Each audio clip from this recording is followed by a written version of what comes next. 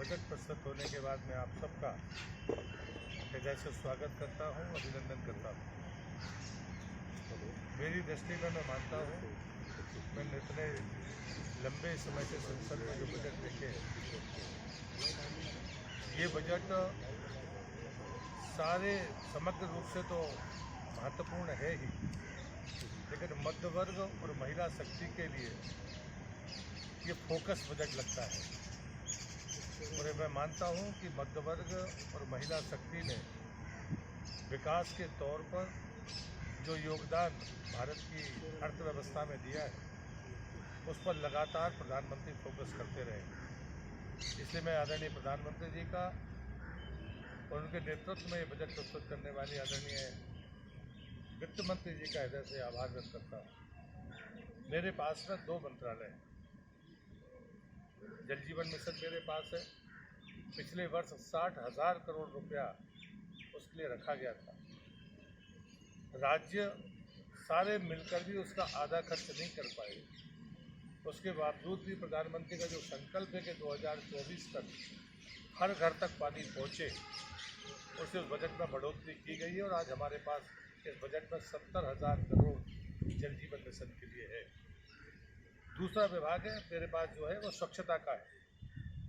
हमने गोवर्धन के लिए अपनी तरफ से कहा था और उसमें लगभग 10,000 करोड़ रुपया गोवर्धन स्कीम के तहत है, जो ग्रीन ग्रोथ के इंजन के तौर पर भी काम करेंगे, लेकिन स्वच्छता के इन पैरामीटर्स को भी पूरा करेंगे कि कचरे से भी गैस बनकर उसका उपयोग हो सकता है, खाद के रूप में उसका उपयोग हो सकता है और रोजगार के अवसर मिल सकते हैं।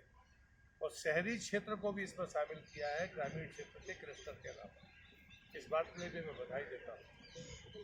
मेरे पास दूसरा विभाग है खाद्य प्रसंस्करण का। ये सबसे बढ़ता हुआ क्षेत्र है और मैं मानता हूँ कि जो ग्रोथ है फूड प्रोसेसिंग क्षेत्र की और जो अवसर है वो सर्वाधिक इस क्षेत्र में है। मिलेट्स ईयर घोषित होने के बाद जहाँ हम दूसरे नंबर पर निर्यातक के तौर पर भी है और उत्पादन के क्षेत्र में भी, अगर प्रोसेसिंग के इस सिस्टम को हम आगे बढ़ाएंगे तो निश्चित रूप से हम दुनिया के बाज़ार में अपनी महत्वपूर्ण भूमिका अदा कर सकते हैं। और उसके लिए जो चीज़ें ज़रूरी थी वो इस बजट में हैं।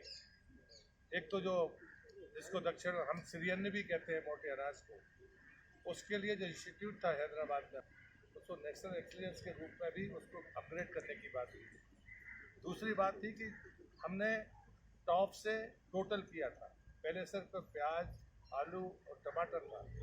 हमने कोरोना के बीच में उसको टोटल करके फलों और सब्जियों को जोड़कर उसमें एक समुद्री उत्पादित झींगा 21 आइटम्स को जोड़ा था कि हम उसको बढ़ाएं और इसलिए क्वालिटी के बीज उपलब्ध हो या प्लांटेशन हो, इसको फोकस करके भी लगातार उसमें पैसा बढ़ाया है। और एक बड़ी रकम उसमें दी गई है एग्रीकल्चर के क्षेत्र में कि हम अपनी उन्नत फसलों के अच्छे बीज के लिए और अच्छी पौध के लिए लगातार नर्सरियाँ बढ़ाएं और उस पर रिसर्च के बीच में जाएं, ताकि हम प्रोसेसिंग के तरीके को और फास्ट कर सकें। सेल्फ हेल्प ग्रुप की बात मैं ज़रूर करूँगा। 81 लाख सेल्फ हेल्प ग्रुप की बात आज बजट में की गई है। पिछले बजट में 2 lakh self help group, society और एफपीओ को 10,000 करोड़ रुपया बजट में था। इस बार पूरी तरह से 81 लाख जो सेल्फ हेल्प ग्रुप है, जो उत्पादन के क्षेत्र में भी काम करते हैं, प्रोसेसिंग के क्षेत्र में भी काम करते हैं, मार्केटिंग के क्षेत्र में भी काम करते हैं, उनको भी एक बेहतर प्लेटफॉर्म मिला है। मैं मानता हूँ इसलिए कि ये पूरा बजट मध्य वर्ग और महिला शक्ति के लिए समर्पित है। अगर मैं मिलेट्स की बात करूँगा तो मैं मानता हूँ कि फूड प्रोसेसिंग के क्षेत्र में मिलेट्स वरदान साबित होगा। अभी G20 में भी प्रधानमंत्री जी ने जितने भी हमारे डेलीगेट्स आएंगे, आयोजन होंगे, उसके ब्रेकफास्ट में मिलेट्स को कंपलसरी किया है। इसलिए फूड प्रोसेसिंग के क्षेत्र को इन सब तरफ से भी मदद मिलने वाली है। जब मैं मध्य वर्ग की बात करता हूँ तो ये बात जरूर कहूँगा कि टैक्स उस सब के लिए इनकम टैक्स का स्लैब हमेशा से आकर्षित करता रहा है और वो लोग जो पेंशनर्स हैं, जो वृद्धावस्था में हैं, उनके सामने भले वो टैक्स कम देते होंगे लेकिन भरने की समस्या थी। आज की इन घोषणाओं से निश्चित रूप से उनको रास्ता मिला है। अंत में मैं इतना ही कहूँगा कि हमारे सरकार के पास पैसा है, ये सबसे अहम बात है। हम दुनिया में 5वें नंबर की इकोनॉमी बने हैं। अब हम सब की तैयारी, जो सरकार ने अपना रोड मैप भी दिया है कि पैसे को दुगना और तिगना तरीके से कैसे खर्च किया जाए, उसकी तैयारी अभी डिजिटल प्लेटफॉर्म पर जो जिस प्रकार से इन्वेस्टमेंट की बात की गई है सरकार ने की है। मुझे लगता है आज के समय मुझे इतना ही कहना पर्याप्त होगा। मैं अपनी बात में समाप्त करता हूँ।